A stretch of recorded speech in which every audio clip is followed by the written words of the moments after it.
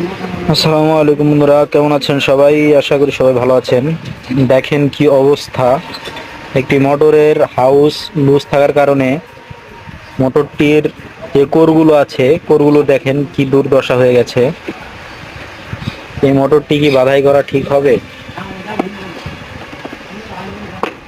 অনেক কষ্ট করার পরও কোরগুলো ঠিকভাবে সোজা হচ্ছে না, অনেকটাই বেঁকা হয়ে আছে।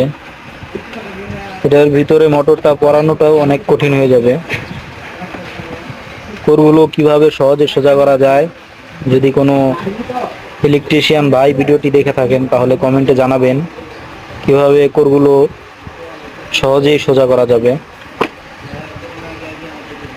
একটা মোটরের হাউস লুজ হলে সাউন্ডেই তো বোঝা যায় যে কি অবস্থা মোটরটির, কিন্তু তারা কিছুই বুঝতে পারেনি, তাই মোটরটির আজকে এই অবস্থা।